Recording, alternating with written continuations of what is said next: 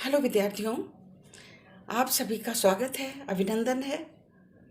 आप सब जानते हैं कि हम लोग साकेत नवम सर्ग की व्याख्या का आरंभ किया है और उसी को हम आगे बढ़ाएंगे। किंतु व्याख्या करने के पहले मैं मैथिली शरण गुप्त की कुछ पंक्तियाँ आपके सामने प्रस्तुत कर रही हूँ। आशा है ये पंक्तियाँ सुन के जो हमारे विद्यार्थी निराश हो रहे होंगे या सुस्त हो रहे होंगे, ये पंक्तियाँ उनको चेतनता प्रदान करेंगी। कमेंट में अवश्य लिखिएगा। नर हो न निराश करो मन को, नर हो न निराश करो मन को, कुछ काम करो, कुछ काम करो, जग में रहकर कुछ नाम करो। यह जन्म हुआ किस अर्थ अहो, समझो जिसमें यह व्यर्थ न हो। कुछ तो उपयुक्त करो तन को, नर हो न निराश करो मन को, नर हो न निराश करो मन को। तो विद्यार्थियों, आशा है आप सुन करके अवश्य उत्साहित हुए होंगे। इसके आगे की पंक्तियाँ फिर कभी। आज हम मैथिली शरण गुप्त के द्वारा लिखी महाकाव्य साकेत के नवम सर्ग की जो पंक्तियाँ हमने पढ़ी थी उसके आगे हम आरंभ करेंगे। चलिए प्रस्तुत करते हैं। जैसा थंबनेल में हमने दे रखा है पंक्तियों का कि हे करुणे क्यों रोती हो, है उत्तर में और अधिक तो रोई, मेरी विभूति है जो उसको बहुभूति कहे क्यों कोई। इसी की विस्तृत रूप से मैंने व्याख्या की है। तो चलिए हम समझते हैं। चलिए आरंभ करते हैं। करुणे क्यों रोई, करुणे क्यों रोती है उत्तर में और अधिक तू रोई, मेरी विभूति है जो उसको बहुभूति क्यों कहे कोई। प्रस्तुत पंक्तियां राष्ट्रकवि मैथिली शरण गुप्त द्वारा रचित महाकाव्य साकेत के नवम सर्ग से उद्गृत हैं।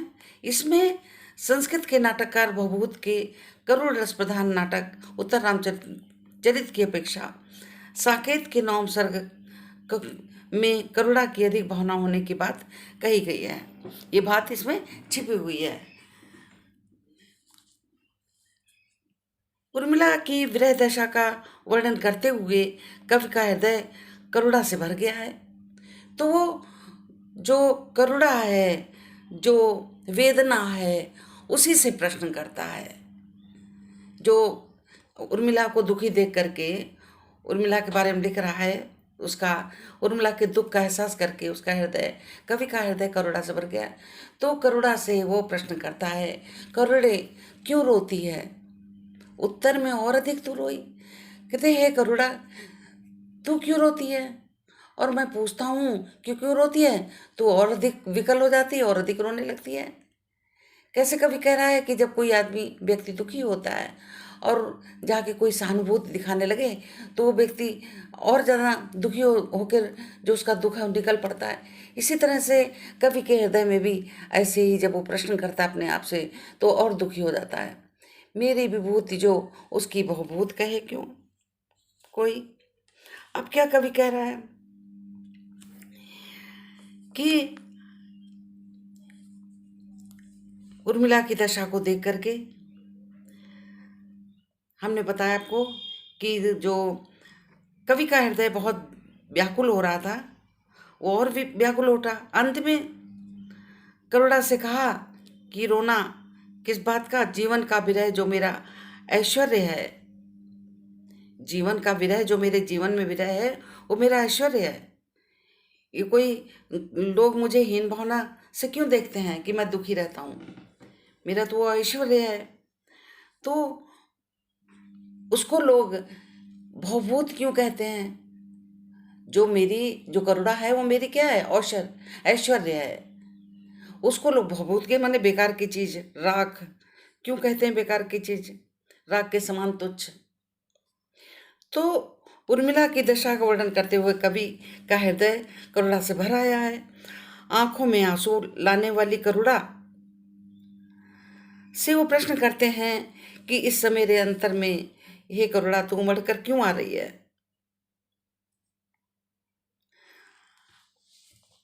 ये वो प्रश्न करते हैं। वैसे इसमें भाव छिपा है कि उत्तर रामचरित के प्रसंग तो इससे भी अधिक वो कहते हैं करुण है, रुलाने वाले हैं, है ना। ये बात उन्होंने इसमें कही है। अब सीधा सा भाव है कि उर्मिला के दुख को देख करके, करुणा को देख करके कवि का हृदय करुणा से भर जाता है और वह करुणा से जो दुख है, वेदना है, उससे प्रश्न करता है कि हे करुणा तू क्यों रो रही है। उत्तर में और अधिक, और मैं जब कवि ने प्रश्न किया तो वो और अधिक दुखी हो गया। तो कहते हैं कि लोग इसको, मेरे दुख को, मेरे विरह को लोग बेकार की चीज बहुभूति मानते हैं। क्यों मानते हैं? ये तो मेरा ऐश्वर्य है। अब आप इसमें देखिए अलंकार, जैसे करुणा, करुड़े क्यों, करुड़े क्यों, ये क्या है इसमें? अनुप्रास अलंकार। अब आगे देखो, उसकी विभूत कहे कोई, करुड़े क्यों रोती है, उत्तर में तू और अधिक रोई। यहाँ क्यों कहे में अनुप्रास अलंकार हो गया। मेरी विभूति में प्रश्न किया गया है, प्रश्न अलंकार हो गया। विभूति भूति, यहाँ यमक अलंकार हो गया। विभूति भूति में ये जो दो बार आया है भूति भूति, यहाँ पर जो है यमक अलंकार है। और करुणा जो है यहाँ पर कवि ने करुणा को क्या कर दिया है, करुणा को मानवीकरण, करुणाकर में मानवीकरण आरोपण कर दिया है। तो यहाँ पर मानवीकरण अलंकार होगा करुणे में। अब रस कौन सा हो गया इसमें? करुण रस हो गया, साफ दिखाई दे रहा है। भाषा कैसी है? संस्कृत निष्ठ, तत्सम प्रधान, खड़ी बोली। संस्कृत निष्ठ, तत्सम प्रधान, खड़ी बोली भाषा लिखी जाएगी।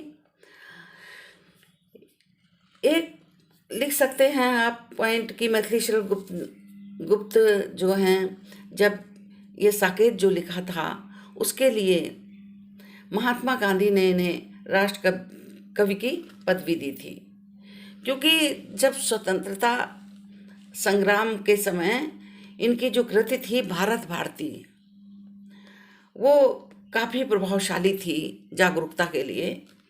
इसलिए उस समय महात्मा गांधी ने इन्हें राष्ट्र कवि की पदवी दी थी। ये कोई ऐसा नहीं है इम्पोर्टेंट चीज़ लिखो, लेकिन विशेष में आप लिख सकते हैं। जैसे अलंकार, रस, भाषा लिखते हैं, ये भी लिख सकते हैं।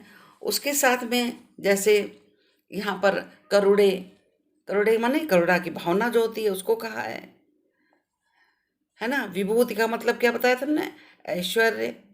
विभूति माने ऐश्वर्य। ऐसे भवभूति, संसार का भव माने संसार, संसार का ऐश्वर्य। और भवभूति माने राख भी होती है। तो ये आपका इसकी व्याख्या रही। और अगले पंक्तियों के साथ हम फिर से प्रस्तुत होंगे। धन्यवाद। आशा है आप आनंद ले रहे होंगे पढ़ने से। चलिए, धन्यवाद।